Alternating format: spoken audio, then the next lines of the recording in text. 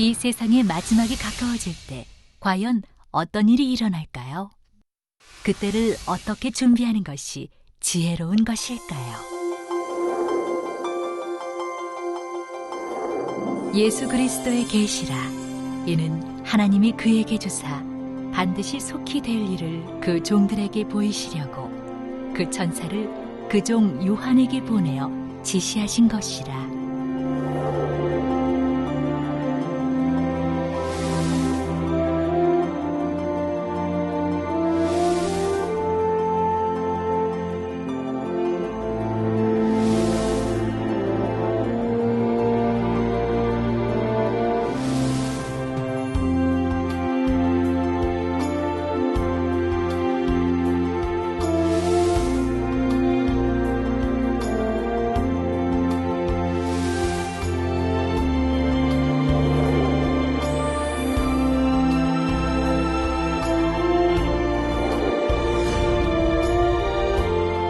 사랑하는 시청자 여러분, 세계적인 부흥사 이재룡 목사의 설교를 통해 아버지 하나님의 마음과 뜻을 깨달아 소망과 기쁨 가운데 힘차게 달려가시길 바랍니다.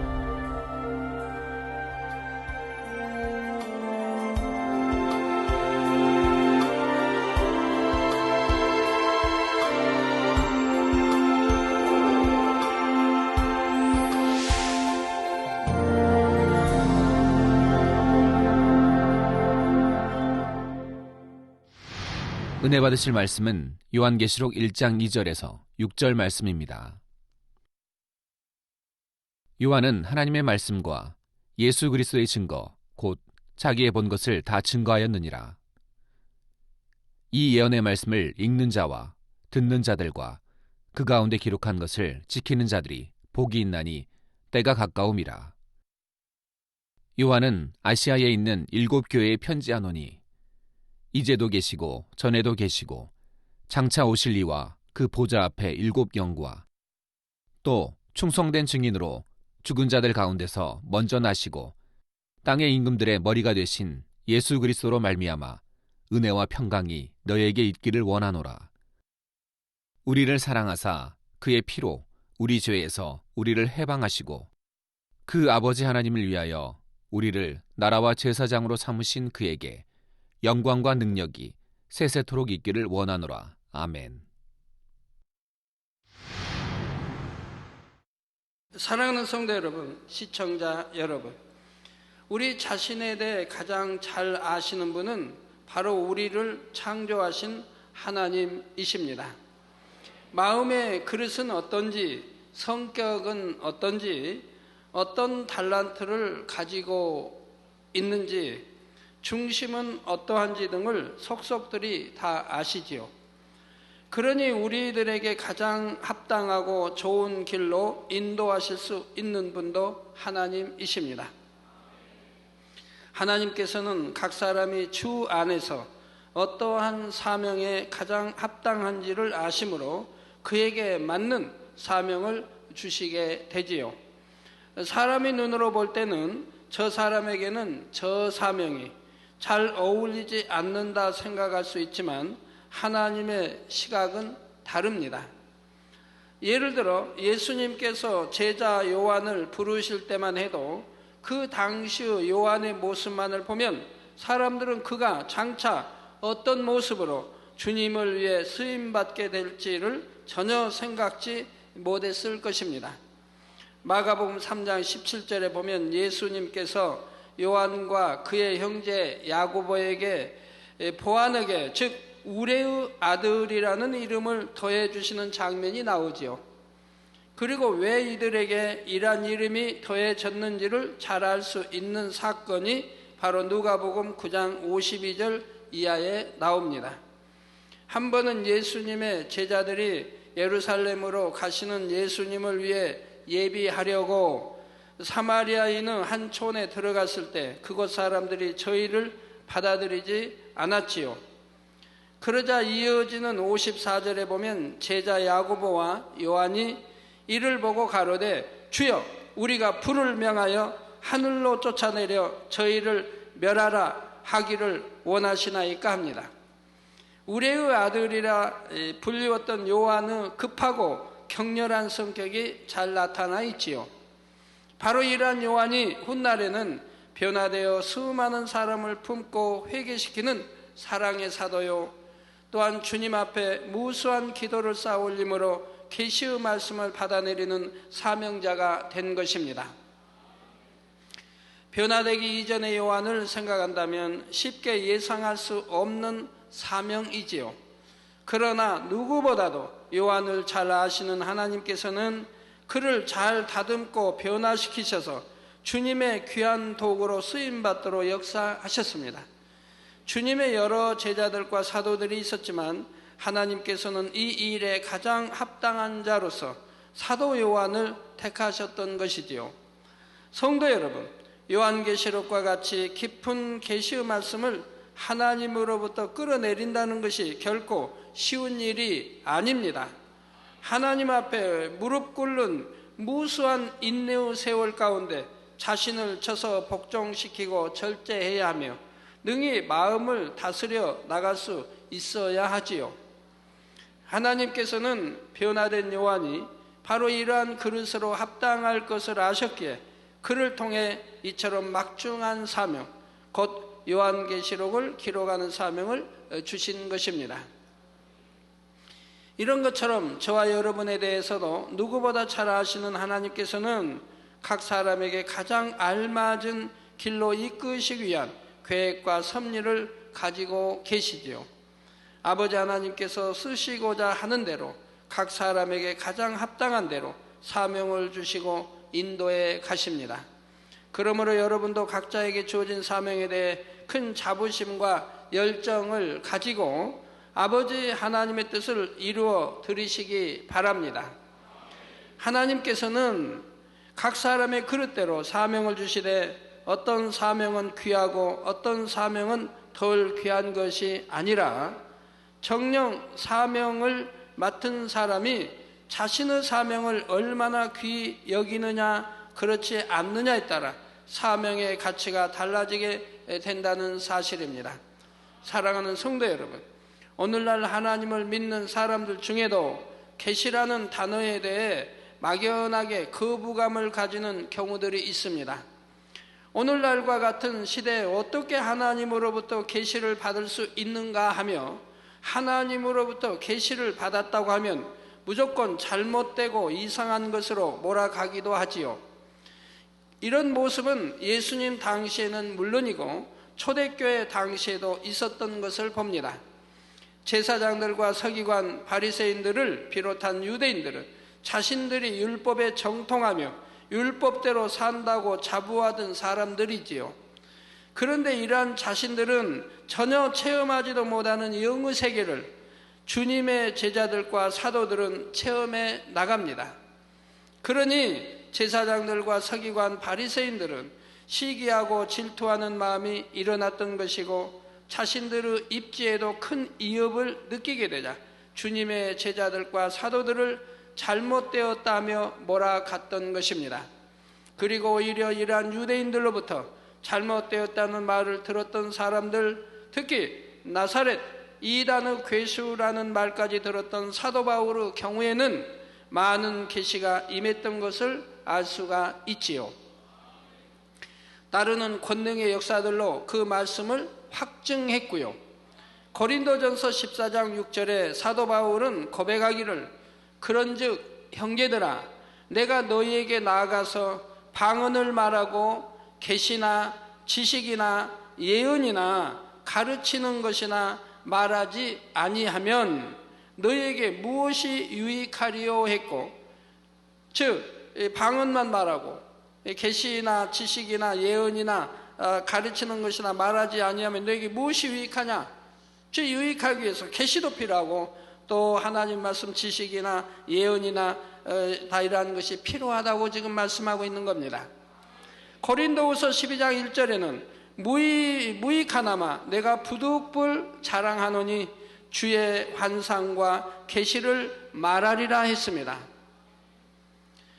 또 고린도후서 12장 7절에서는 여러 계시를 받았다 했고 갈라디아서 1장 11절에서 12절에는 형제들아 내가 너희에게 알게 하노니 내가 전한 복음이 사람의 뜻을 따라 된 것이 아니라 이는 내가 사람에게서 받은 것도 아니요 배운 것도 아니요 오직 예수 그리스도의 계시로 말미암은 것이라 고백하고 있다는 사실입니다. 사도 바울은 예수님의 제자로 따라다니며 뭐 배운 것도 아니고 들은 것도 아닙니다. 그렇지만 성령의 가르치심으로 이렇게 나왔던 것을 볼 수가 있지요. 구약시대이든 신약시대이든 하나님께서는 악은 모양이라도 없고 거룩하며 주님의 마음을 닮은 사람들과 교통하셨고 그들에게 주신 계시를 통해 하나님의 뜻과 섭리를 밝히 선포해 나가셨지요. 사도 요한 역시 그러한 자격을 갖추었기에 마지막 때의 깊은 비밀을 담고 있는 요한계시록의 말씀을 받아내릴 수가 있었습니다. 이제 2절에 요한은 하나님의 말씀과 예수 그리스도의 증거 곧 자기의 본 것을 다 증거하였느니라 말씀합니다. 요한은 하나님과의 교통함 가운데 받은 내용과 자신이 환상을 통해 본 내용 그리고 예수님께서 이 땅에 오셔서 사역하시는 동안 증거하시고 행하셨던 것들을 자기가 본 대로 기록했다 말하고 있지요. 요한은 자신의 생각이나 느낌 또는 지식으로 인해 조금이라도 더하거나 빼는 것 없이 하나님의 뜻 가운데 주신 그대로를 성령의 감동함으로 정확하게 기록했습니다. 이처럼 사도 요한은 요한계시록을 시작함에 있어서 먼저 이 책에 기록된 내용이 누구로부터 왔는지를 분명히 했던 것이지요. 이 요한계시록의 모든 말씀은 오직 하나님의 뜻 가운데 나온 것이므로 사람 편에서 자기 생각과 이론에 맞추어 판단해서도 안 되는 것이며 믿지 못하여 의심해서도 안 된다는 말입니다. 모든 내용은 하나님으로부터 온 것이므로 1.1획 틀림이 없는 사실이며 반드시 이루어질 일들이지요. 먼저 이 사실을 믿고 계시록을 대해야 하는 것입니다. 3절에 이 예언의 말씀을 읽는 자와 듣는 자들과 그 가운데 기록하는 것을 지키는 자들이 복이 있나니 때가 가까움이라 말씀합니다. 여기서 이 예언의 말씀이란 직접적으로는 요한계시록을 의미하는 것이지만 넓게는 성경 66권 말씀 전체를 의미합니다. 왜냐하면 우리가 요한계시록을 대할 때 단지 이 안에 담긴 내용만 가지고는 그 내용을 온전히 이해할 수가 없지요. 성경의 말씀은 반드시 짝이 있기 때문에 필요에 따라 서로 짝을 맞추어야 전체적인 의미를 올바르게 깨달을 수가 있습니다. 여러분 이제 성경 퀴즈 대회가 있을 때 꽤 많이 참 만점들을 받으셨지만 막상 어떤 영적인 질문을 한다고 하면 그 암송한 말씀 안에서 즉각 답이 나와야 되는데 답이 나오질 않습니다. 그래서 그 말씀을 영으로 읽을 때 능력이 되고 성령의 밝은 음수 인도를 받는다는 것이죠. 그 암송한 말씀이 영으로 읽었다고 하면 바로 내 안에 계신 성령님께서 역사하시기 때문에 짝을 맞춰 정확하게 암송한 가운데서 답이 나온다는 얘기입니다. 그래서 주의 종들이 암송했을 때 능력이 되는 것이고 일꾼들도 능력이 되는 것이고 영으로 읽었을 때는 바로 능력이 되는 거예요. 성령이 즉각 암송된 말씀 영으로 읽었을 때 내 마음 안에 계신 성령님께서 그 말씀으로 답을 주시기 때문에 짝을 맞춰서 바로 생각지 아니도 짝을 맞춰 답들이 술술 나오게 되어 있다 이 말입니다. 그래서 여러분 말씀 암송으로만 끝나는 게 아니라 이 말씀이 행함으로 지켜 행함으로 영으로 읽어야 한다 이 말입니다. 그래야 능력이 되고 그 암송한 말씀이 능력이 되어서 여러분들이 영으로 신속히 들어갈 뿐만 아니라 기도하는 대로 응답도 받아지고 이제 이런 능력 있는 하나님의 주의 종들 또는 일꾼들이 암송한 여러분들이 될 수가 있는 것이지요. 자, 그러므로 요한계시록 이 한 권의 책에 담긴 하나님의 뜻과 섭리를 온전히 이해하려면 창세기부터 시작해서 성경 66권의 말씀 전체를 함께 짝을 맞춰 풀어나가야 하지요. 그런데 오늘 본문에는 이 예언의 말씀을 읽는 자와 듣는 자들과 그 가운데 기록한 것을 지키는 자들이 복이 있다 말씀합니다. 먼저 읽는 자라고 했는데, 읽는 것은 개개인적으로 할 수 있는 것이지요. 한 사람 한 사람 개인적으로 이 예언의 말씀을 읽을 수가 있다는 말입니다. 그래서 읽는 자라고 단수를 썼지요. 그런데 오늘 본문에 읽는다 하신 것은 단순히 하나님의 말씀을 읽는 것 자체를 의미하는 것이 아닙니다. 하나님께서는 저와 여러분이 단지 지식을 얻기 위해서가 아니라 하나님을 사랑함으로 말씀을 알기 원하고 깨닫기 원하여 정녕 사모하는 마음으로 읽기를 원하시지요. 그럴 때라야 읽는 말씀이 마음에 심겨지며 영의 양식이 될 수 있는 것입니다. 다음으로 듣는 자들이라 했는데 여기서는 자들이라 하여 복수를 썼습니다.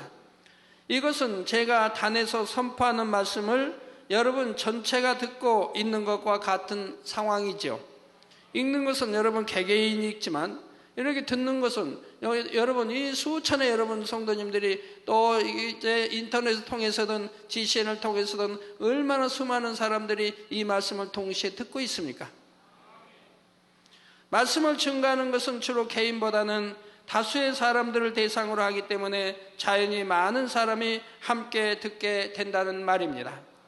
그런데 이때도 듣는다고 하는 말씀이 단순히 증거되는 말씀을 귀로 듣는 자체를 의미하는 것이 아니지요.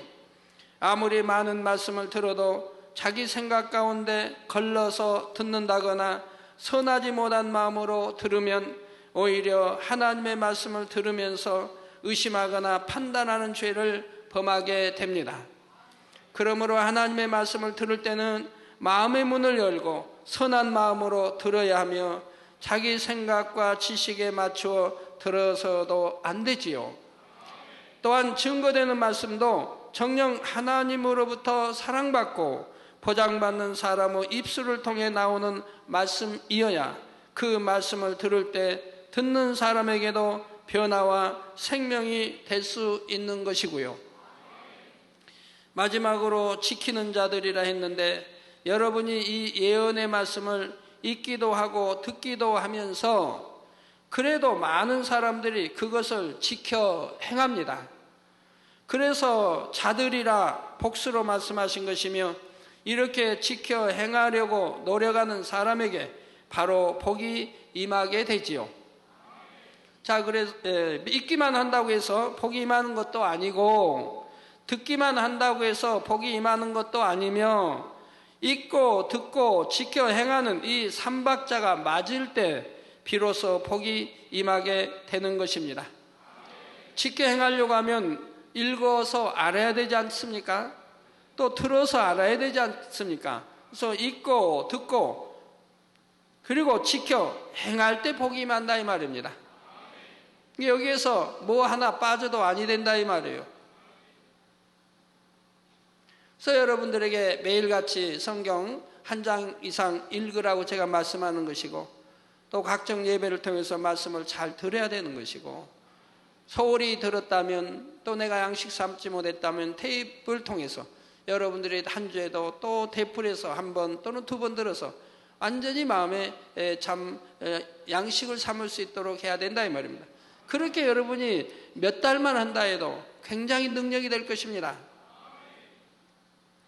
읽지 않고 듣지 않으면 하나님의 뜻을 깨달을 수가 없으니 결국 말씀대로 지켜 행할 수도 없으므로 복을 받을 수가 없지요. 하지만 읽고 들었다 해도 정작 지켜 행하지 않으면 이런 경우도 아무 소용이 없는 것이고요. 그래서 성경은 하나님의 말씀을 주야로 묵상하며 늘 가까이 해야 함을 말씀하실 뿐만 아니라 반드시 지켜 행할 때만이 약속된 복을 받을 수 있음을 누누이 말씀합니다. 시편 103편 17절에서 18절에 여호와의 인자하심은 자기를 경외하는 자에게 영원부터 영원까지 이르며 그의 의는 자손의 자손에게 미치리니 곧 그 언약을 지키고 그 법도를 기억하여 행하는 자에게로다 했지요.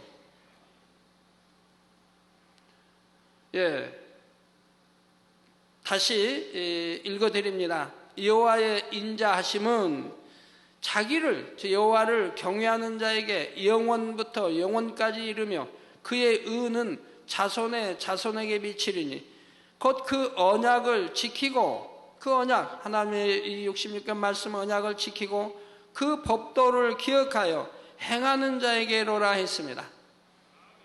늘 여러분 말씀은 듣기는 듣습니다. 그러나 지켜 행하지 않기 때문에 복이 임하지 않는 거지요.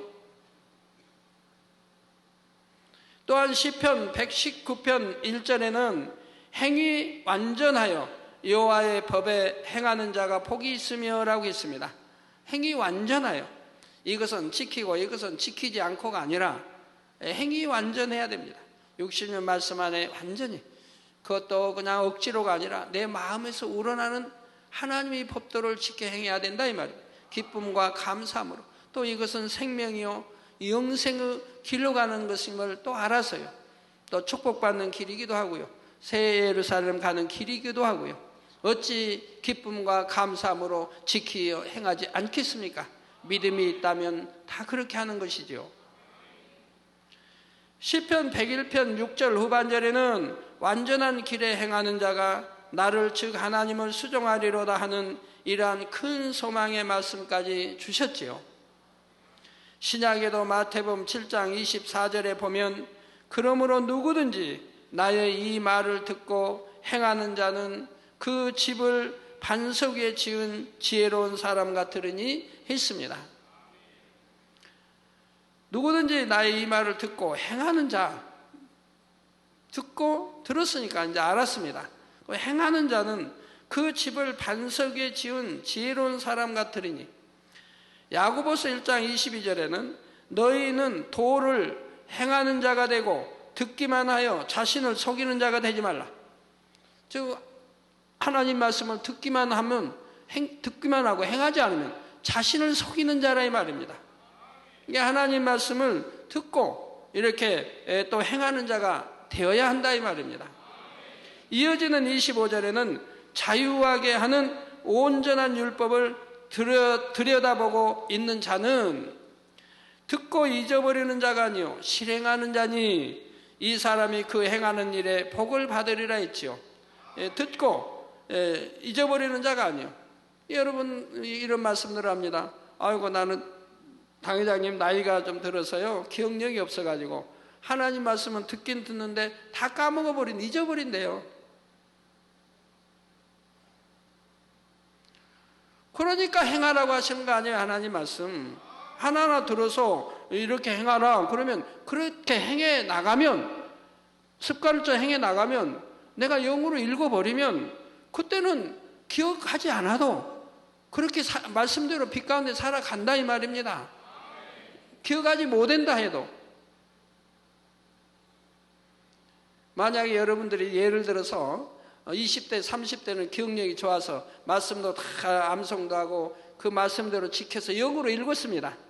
영으로 읽었는데 이제 70대 80대가 돼가지고 기억력이 흐려져서, 물론 영으로 들어갔다면 기억력이 흐려질 리도 없지만 예를 들어서 기억력이 흐려져서 뭐 말씀을 들어도 기억도 못합니다. 그냥 금방 잊어먹고요. 그런다고 하면 하나님 말씀대로 살지 못합니까? 이미 내가 영으로 읽었기 때문에 말씀은 기억치 못한다 해도, 들어도 금방 잊어버려도 이미 내가 영으로 읽었기 때문에 행함 역시 영이라 이 말입니다. 말하는 것도 영이요 행하는 것도 영이요. 그래서 기억치 못한다 해도 행함은 영으로 나오게 된다 이 말입니다. 기억력과 상관이 없다 이 말이에요. 물론 기억력이 있어 암송해서 행하면 더 좋지만 기억력이 없다 해도 하나하나 말씀을 그 시간 들었으면 그걸 명심해서 내가 그 말씀대로 바로바로 지켜 행하도록 이렇게 해서 습관을 쫓아 행해 나가버리면 그때는 밥 먹으라 하지 않아도 때가 되면 밥 먹고, 반찬 먹으라 가르치지 않아도 반찬에 가 먹는 것이고, 물 마시라고 누가 부모님이 안 해도 자연히 물 마시는 것이고 화장실 가라고 하지 않아도 때가 되면 가는 것이고 다 이렇게 하지 않습니까? 이처럼 성경은 읽고 들은 하나님의 말씀을 지켜 행해야 할 것과 그렇게 할 때 복이 임하게 된다는 사실을 분명히 말씀하고 있습니다. 여러분들 나는 왜 이렇게 기도받아도 치료가 안 돼요? 하는 분들 늘 단에서 말씀으로 가르쳐도 여전히 그렇게 말씀한다 이 말. 안 돼요. 부정어만 쓴다 이 말이에요. 나는 기도받아도 왜 치료가 안 돼요? 나는 왜 아파요? 뭐 더 아파요? 계속 부정어만 써서 사단의 올무만 만든다 이 말이에요. 늘 단에서 부정어 쓰지 말고 긍정적인 말, 믿음의 고백을 하라고 가르쳐도 들으면서 행치 않으니 소용이 없다 이 말이에요. 그러니 원수마귀가 떠나지 않고 질병이 떠나지 않고 역사를 받지 못한다 이 말이에요. 그렇게 누누이 가르쳐드려도 그거 하나를 지키지 못한다 이 말이에요. 답을 가르쳐드려도 내가 믿음의 고백과 긍정으로 그리고 그러니 기뻐하고 감사하고 눈에 보이는 거 없더라도 그렇게 나간다면 하나님이 그 믿음을 보시고 그 행함을 보시고 기뻐함과 감사함을 보시고 응답하실 거고 원수마귀 어두면 물러가고 떠난다고 하는데도 그거 하나를 지키지 못한다 이 말이에요. 그리고 저를 만나면 또 기도 요청하고 또 그런 고백을 하시는 부정의 고백만 하신다 이 말이에요. 이런 분들이 가끔가다 있다 이 말이에요. 너무 안타까운 일이죠. 예를 들어 요한계시록처럼 마지막 때에 대한 너무나 중요한 말씀을 읽고 듣는다 해도 그냥 흘려버리고 만다면 아무런 유익도 되지 않지요. 하나님의 말씀을 읽고 듣는 것도 중요하지만 읽고 들은 말씀을 지켜 행함으로 열매를 맺는 것이 더 중요하다는 사실을 꼭 명심하는 여러분이 되시기 바랍니다. 어떤 분 가끔가다 이제 그런 기도 요청이 가끔이 아니라 자주 오더라고요. 가족과 화평하지 못하고 자녀들과 화평하지 못하고 자녀들 때문에 핍박도 받고 어려움을 당하는 부모들이 꽤 계시더라고요. 그래가지고 기도 요청을 하고 또 하고 하는 분들이 있는데 그 자녀들이 빗나가고 잘못돼서 오히려 포악하게 부모에게도 막 대들고 하는 자녀가 있다고 하면 부모님이 어떻게 하나님께 기도해야 되겠고 자녀들에게 어떻게 대해야 되겠습니까? 야단치면 됩니까? 속상해 한다고 됩니까?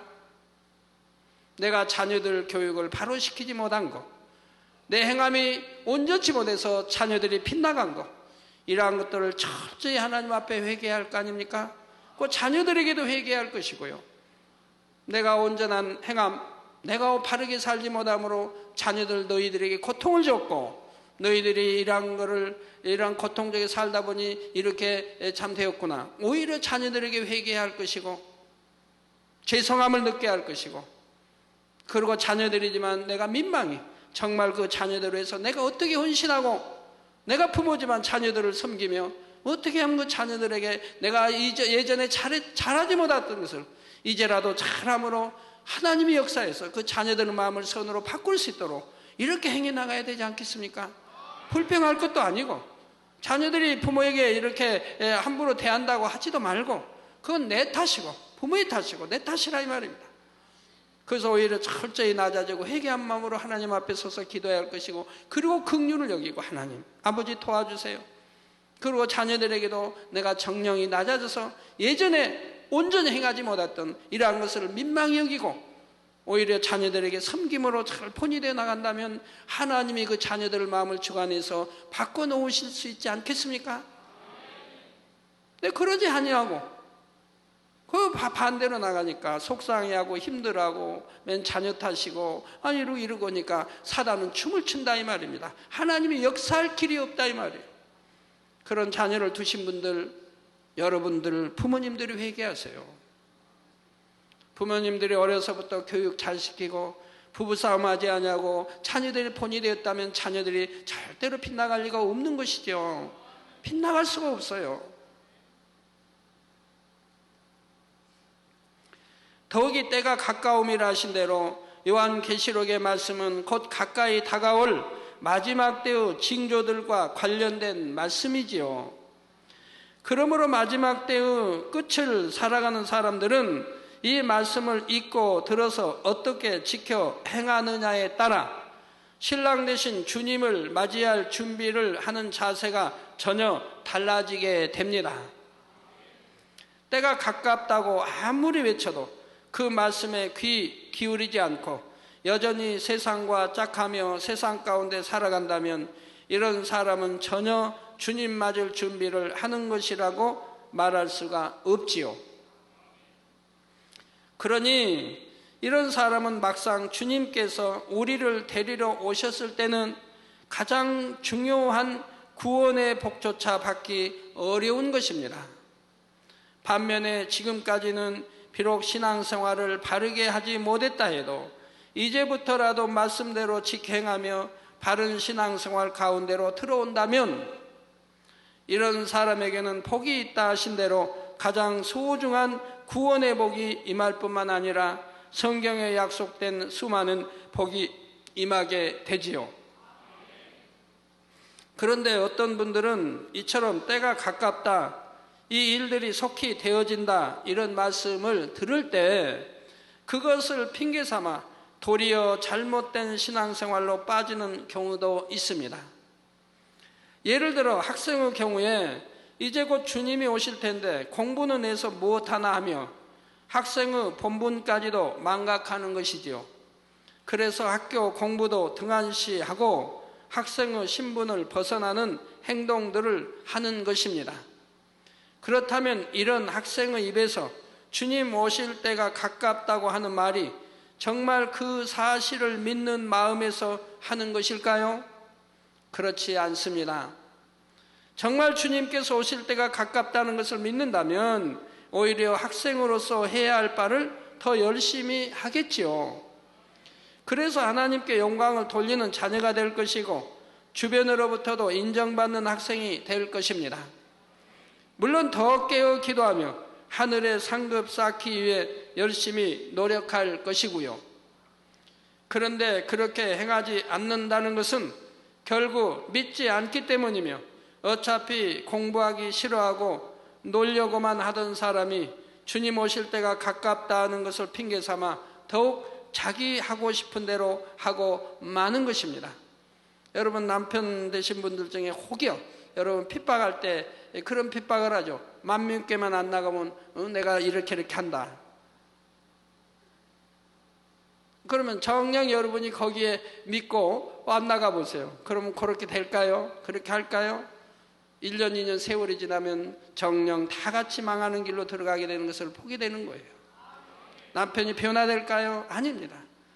이 내 아내가 아무리 말해도 만민께서 나오라고 해도 나오지 않을 것을 알기 때문에 오히려 그걸 핑계 삼아 그런 것을 핑계 삼고 조건 삼아서 더 이제 자기의 정당화, 여러분이 알지 못하게 아내가 알지 못하게 행하는 것을 정당화해 나가는 그런 남편들도 있다 이 말입니다. 여러분 다 그런다는 게 아니고 그런 남편들도 있다는 얘기입니다. 그리고 어떤 남편은 만민교회 다녀보니까 말씀대로만 살으라고 하니까 그게 힘들어서 도저히 세상과 다 끊어버리고 살기가 힘들어서 그래서 또 나가게 되면서 또 아내까지 끌어내려고 하죠. 그런 경우도 있고요. 예, 이는 직장에 다니는 사람도 사업을 하는 사람도 마찬가지입니다. 마지막 때가 가까운 것을 알면 알수록 더 열심히 충성할 것이고 더 열심히 일도 하고 사업도 해서 하나님의 나라와 영혼들을 위해 쓰지 않겠습니까? 하늘에 더 많은 상급도 쌓기 위해 더욱 부지런히 사명 감당도 하며 무엇보다도 신부 단장을 위해 노력할 것이고요.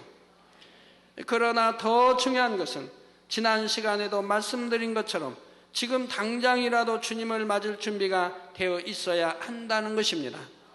주님 만날 나의 때는 언젠가 될지 모르기 때문이지요. 성도 여러분, 하나님을 사랑하고 천국을 소망하는 사람들을 주님께서 곧 오신다는 말을 들으면 너무나 마음이 기쁘고 설레이게 됩니다. 사람 사이에도 사랑하는 사람을 곧 만날 수 있다고 하면 당연히 마음이 설레이고 기대가 될 텐데 하물며 신랑 되신 주님을 곧 만날 수 있고 우리의 아버지 하나님을 만날 수 있다고 하면 이 얼마나 가슴 벅차고 감격적인 일입니까? 그렇다면 이처럼 가슴 벅차고 감격적인 순간을 기쁘고 행복하게 맞을 수 있는 복 있는 사람이 되기 위해서는 어떻게 준비를 해 나가야 할까요? 그 방법이 바로 하나님께서 사도 요한을 통해 아시아에 있는 7 교회에 주신 말씀 안에 담겨 있습니다. 사도 요한은 7 교회에 보내는 편지의 내용을 본격적으로 전하기에 앞서 이 편지들을 쓰게 된 배경에 대해 설명을 해 나가고 있지요. 4절 6절에 요한은 아시아에 있는 7 교회에 편지하노니 이제도 계시고 전에도 계시고 장차 오실 이와 그 보좌 앞에 7 영과 또 충성된 증인으로 죽은 자들 가운데서 먼저 나시고 땅의 임금들의 머리가 되신 예수 그리스도로 말미암아 은혜와 평강이 너희에게 있기를 원하노라. 우리를 사랑하사 그의 피로 우리 죄에서 우리를 해방하시고 그 아버지 하나님을 위하여 우리를 나라와 제사장으로 삼으신 그에게 영광과 능력이 세세토록 있기를 원하노라. 아멘. 하나님께서는 사도 요한을 통해 아시아에 있는 7 교회를 택하여 그들에게 편지를 보내도록 하셨습니다.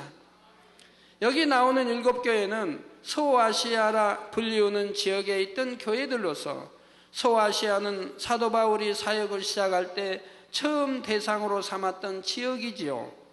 따라서 그 당시로서는 이 지역에 있던 교회들이 가장 든든한 반석에 서 있었습니다. 그 당시에는 이 소아시아, 아시아를 빼고는 무슨 유럽의 교회가 있었습니까? 아프리카의 교회가 있습니까? 뭐 중남미의 교회가 있습니까? 북미의 교회가 있습니까? 뭐 한국의 교회가 있습니까? 없을 때이지요. 그 당시에는 이제 사도 바울이 교회를 개척해 나가면서 소아시아에 이렇게 교회들이 일구어져 있다 이 말입니다. 이처럼 하나님께서는 그래도 당시에 십자가의 도와 주님의 부활, 재림 등을 믿는 믿음의 반석에 서 있는 교회들을 택하여 그들에게 하나님의 뜻을 전하게 하신 것이지요. 그렇지만 7 교회에 주시는 내용이 단지 7 교회에만 국한되는 것은 아닙니다. 당시의 모든 교회들을 대표하는 것이고 시공을 초월하여 그 이후로 지금까지 존재해왔던 수많은 교회들과 지금도 이 땅에 존재하는 모든 교회들을 대표하고 있지요. 하나님께서는 완전수 7에 해당하는 7 교회를 택하여 말씀하심으로써 장차 주님께서 공중에 재림하실 때까지 있게 될 이 땅의 모든 교회 전체 위에 말씀하신 것입니다. 7 교회 각각에게 주시는 칭찬과 책망이 꼭 그 교회에게만 해당하는 것이 아니라 각각의 유형별로 어느 교회나 있을 수 있는 그런 모습을 말씀해주고 계시다는 말이지요. 그런데 여러분이 앞으로 새롭게 풀어지는 7 교회에 대한 말씀을 들어보시면 이들 7 교회에게 주신 말씀이 오늘날에도 얼마나 정확하게 해당되며 그대로 성취되어 가고 있는지를 보면서 놀라게 될 것입니다. 성도 여러분, 이제도 계시고 전에도 계시고 장차 오실 이라 했는데 이는 누구를 가리키는 것일까요? 장차 오실 이는 당연히 주님을 가리키는 것이지만 이제도 계시고 전에도 계신 분은 바로 아버지 하나님이십니다. 물론 주님과 성령님도 이제도 계시고 전에도 계셨지만 태초에 홀로 계셨던 분은 오직 아버지 하나님 한 분이시지요. 그러나 하나님은 근본 하나이시기 때문에 이제도 계시고 전에도 계시고 장차 오실이란 삼위일체 하나님을 지칭하는 것이 됩니다. 이러한 하나님의 보좌 앞에 7 영이 있다 했지요. 계시록 4장 5절에도 보면 보좌로부터 번개와 음성과 내성이 나고 보좌 앞에 7 등불 켠 것이 있으니 이는 하나님의 7 영이라 했습니다. 이 7 영에 대해서는 다시 설명이 되겠지만 먼저 간략하게 7 영의 개념을 설명드리자면 7 영은 하나님으로부터 분리되어 나온 영입니다. 영이신 하나님께서는 영의 분리를 통해 하나님과 똑같은 마음을 가진 영을 분리해 내실 수가 있는데, 이렇게 분리되어진 7 영은 하나님을 대신하여 모든 것을 살피고 측량하는 역할을 하지요. 그래서 하나님도 영을 수많이 분리해내실 수 있고 우리 주님도 성령님도 마찬가지입니다.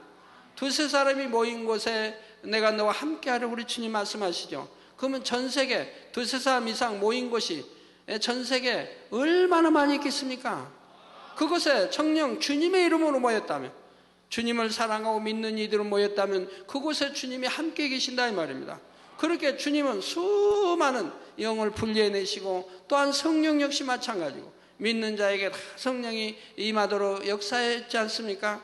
또 하나님은 전 우주 곳곳 어느 곳이나 다 감찰하고 계시는 분이고요. 자, 마치 나라의 임금이 직접 가지 못하는 곳에 임금의 권한을 가진 사자를 대신 보내어 모든 것을 살피고 오도록 하는 것과 같습니다.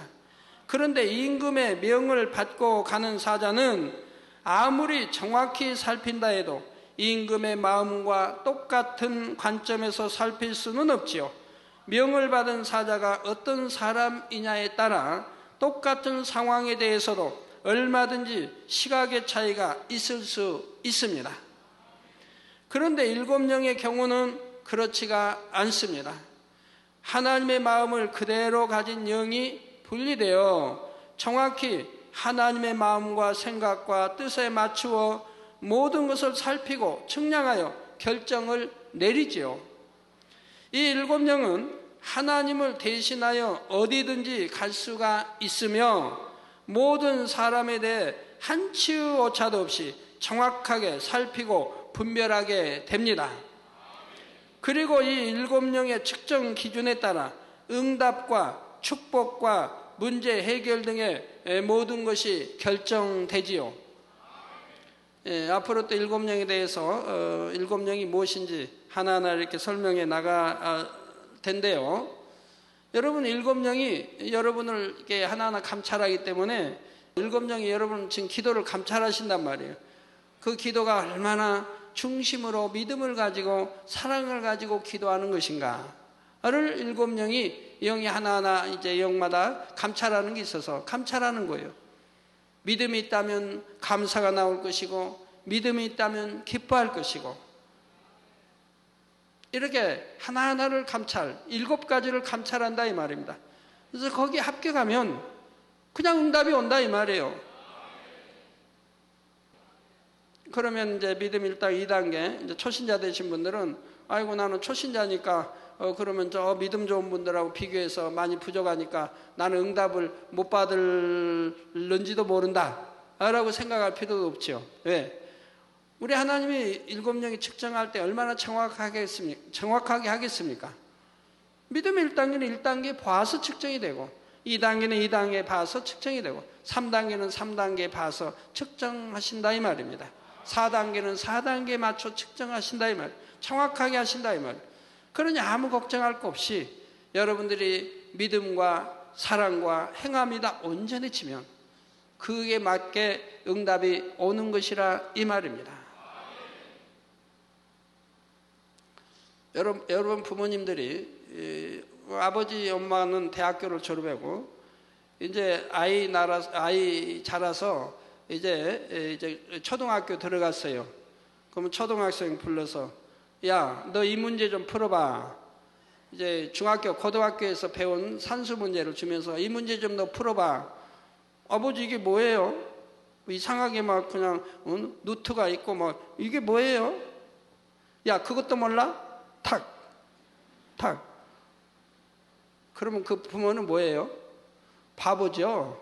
바보 중에 바보죠.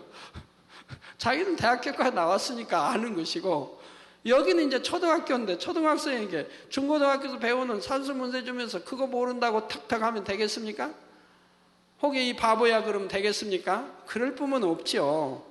우리 아버지 하나님도 마찬가지라. 공의에 탁 맞게 여러분 믿음에 따라 측정을 하신다 이 말입니다. 그러면 이제 신앙생활, 우리 장로님들 신앙생활 오랫동안 하셨는데, 아이고 나는 지금 믿음이 이제 3단계 초입밖에 안 되니까 나는 괜찮겠구나, 이건 아니죠. 이건 아니에요. 만약에 자기 자녀가 초등학생이 아니고 지금 이제 세월이 흘러서 중학교, 고등학교, 지금 대학교 다닐 이런 나이라 이 말이에요. 그런데 중학교 문제를 줘도 못 푼다. 그러면 부모님도 그냥 이렇게 하게 되죠. 야, 너 지금까지 대학교 헛다녔고, 그래도 고등학교 거쳐 대학교에 다녔는데 중학교 이런 문제 하나도 못 풀어? 하게 되지 않습니까? 아버지 하나님도 마찬가지라 이 말이에요. 그만큼 신앙의 연륜이 쌓였고, 그만큼 직분도 있고, 그만큼 위치에 있는데 믿음의 3단계 초입에 있다. 그러면 안 된다 이 말이에요. 거기는 거기에 맞게 믿음의 단계에 들어가 있어야 된다 이 말입니다. 성장했어야 된다 이 말입니다. 영혼이 잘 돼 있어야 하고, 그만큼 영혼이 잘 됐다고 믿으니 장로의 직분도 준 것이고, 목사의 직분도 준 것이고, 주의종의 직분도 준 것이고, 또한 일꾼의 직분도 준 것이라 이 말입니다. 이해가 잘 되셨어요? 예, 그래서 이제 다음 시간부터 7교회 또는 7영 등 기타 많은 영적인 것들을 배워나갈 텐데, 이번에는 꼭 양식을 잘 삼으셔서 그 말씀대로 준행해 가시고, 내가 그 말씀에 어긋나 있는 것이 있으면 바로 회개하고 돌이켜서 이렇게 변화되는 여러분이 되시기 바라요. 사랑하는 성도 여러분, 하나님께서는 늘 우리 곁에 계십니다. 아버지 하나님께서는 7영과 같은 영의 분리를 통해 늘 이 땅을 감찰하시지요.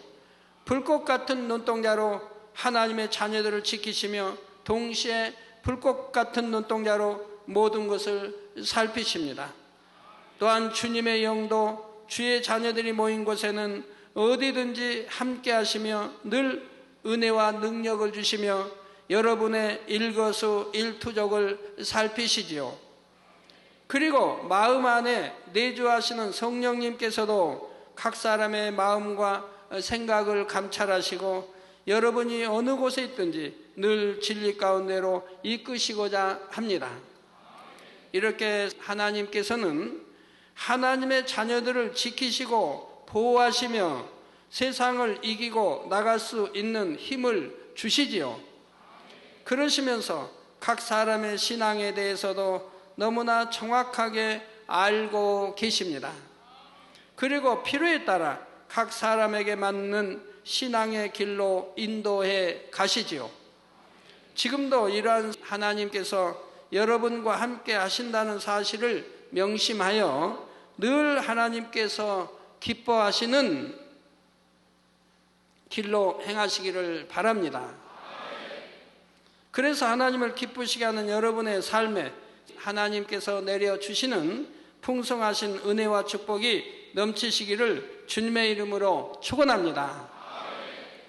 예, 말씀 상고하시면서 통성으로 다 같이 기도하시겠습니다. 할렐루야. 주님, 은혜와 사랑에 감사를 드립니다. 아버지, 오늘 또 들은 말씀이 믿음이 되고 생명이 되게 축복해 주옵소서. 행할 수 있는 믿음이 되게 도와주시 원합니다. 말씀을 읽고 또 듣고 아버지 한다 할지라도 지켜 행하지 않으면 아무 소용이 없음을 압니다. 열심히 읽고 들어서 알므로 이제는 지켜 행할 수 있는 행함 있는 믿음 신앙이 되게 도와주시기 원합니다. 행치 않는 믿음은 죽은 믿음이라 했습니다. 죽은 믿음이 아닌 산 믿음을 가질 수 있도록 축복해 주옵소서. 우리 주 예수 그리스도 이름으로 기도하옵나이다. 아멘.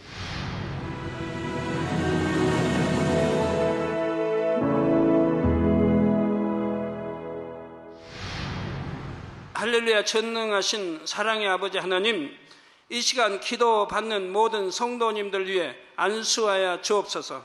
GCN 방송 시청자들이 인터넷과 화상을 통해 기도받는 지교회와 지성전 그리고 전세계 하나님의 자녀들 위에도 시공간을 초월하여 역사하여 주시기를 원합니다. 믿어지는 믿음을 주시고 부정적인 생각과 의심의 세력을 물리쳐 주옵시며 모든 시험 환난도 물리쳐 주옵소서.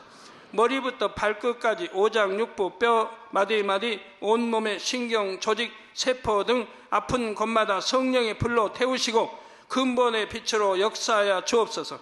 예수 그리스도의 이름으로 명하노니 원수마귀 사단 모든 질병 균 연약함아 물러가라. 빛이 여임하라. 모든 불치 난치병도 성령의 불로 태워 깨끗하게 역사하여 주옵소서. 말라리아를 비롯한 모든 풍토병도 물리쳐 주옵소서. 깨끗함을 입을지어다. 감기, 기침, 열, 몸살, 독감 등 각종 유행성 질병도 다 물러가라. 어떠한 유행성 질병 균도 틈타지 않게 지켜 주옵소서. 위암, 폐암, 간암, 유방암, 자궁암, 대장암, 피부암 등 각종 암과 에이즈, 백혈병, 뇌졸중, 고혈압, 저혈압, 심장병, 폐병, 위장병, 당뇨, 부인병, 피부병, 갑상선, 질환과 모든 염증도 깨끗게 하여 주옵소서. 소아마비, 중풍, 관절염, 디스크도 온전케 하여 주옵소서. 요통, 두통, 신경통을 비롯한 모든 통증은 사라질지어다. 간질, 자폐증, 우울증, 조울증, 노이로제 등 모든 정신질환도 물러가라. 모든 마비된 것도 풀어지고 일어나 걷고 뛸지어다. 눈도 잘 보이게 하옵시고 귀도 잘 들리게 하여 주옵소서. 소경은 눈을 뜨고 기머거리는 들으며 벙어리는 말할지어다. 각종 사고, 후유증도 깨끗게 하시고 부러진 뼈도 붙여 주옵소서. 화상 입은 것도 온전케 하옵소서. 화기야 물러가라. 열도 물러가라. 아버지 흉터도 나지 않게 역사해 주시기를 원합니다. 마약을 비롯하여 각종 약물과 독극물 중독도 깨끗함을 입을지어다. 죽은 신경과 세포가 살아나며 죽은 자도 살아나게 하여 주옵소서. 잉태의 축복도 주시기를 원합니다. 잉태 축복을 받으라. 예수 그리스도의 이름으로 명하노니 원수마귀 사단아 하늘 공중 곳에 잡은 악의 영들아 물러가라. 그의 사자들도 물러갈지니라. 이 땅의 악한 영, 더러운 영, 거짓되고 간사한 영, 이간질하고 미혹하는 모든 어둠들은 물러가라. 모든 흉악의 결박을 풀고 어둠아 물러가라. 빛이 여임하라. 아버지 하나님, 부르짖어 기도할 수 있는 능력을 주시고 죄를 버리고 성결될 수 있는 능력을 주옵소서. 영혼이 잘됨같이 범사에 잘되게 하시고 가정의 복음화도 이루어 주시기를 원합니다. 한 주간도 모든 사고와 재앙으로부터 지켜주시고 불통이 없는 형통한 삶을 살 수 있도록 축복해 주옵소서. 성령의 불담으로 천군 천사와 주님의 불꽃 같은 눈동자로 모든 하나님의 자녀들과 가정, 일터, 사업터를 지켜주시기를 원합니다. 학생들에게 지와 명철을 더하시고 공부도 할 수 있는 뜨거운 마음과 열정도 더하여 주옵소서. 마음과 생각을 세상에 빼앗기지 않도록 지키시고 하나님을 뜨겁게 사랑하는 학생들로 축복하여 주옵소서.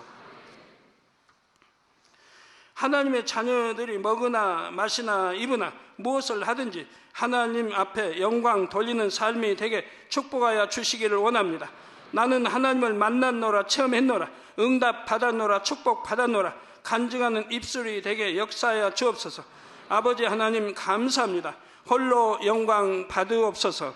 우리 주 예수 그리스도의 이름으로 기도하옵나이다.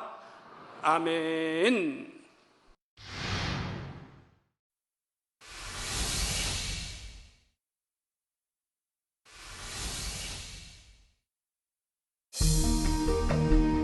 이 세상의 마지막이 가까워질 때 과연 어떤 일이 일어날까요? 그때를 어떻게 준비하는 것이 지혜로운 것일까요? 요한계시록에 그 해답이 담겨 있습니다. 마지막 때를 깨어 준비하며 신부단장할 수 있도록 마지막 때에 속히 되어질 일에 대해 세세히 기록한 요한계시록. 사랑하는 시청자 여러분, 세계적인 부흥사 이재룡 목사의 설교를 통해 들은 말씀을 지켜 행함으로 진정 복 있는 사람들이 되시길 바랍니다. 오늘 말씀 본문을 통해 여러분을 향한 하나님의 뜻을 묵상해 보시겠습니다.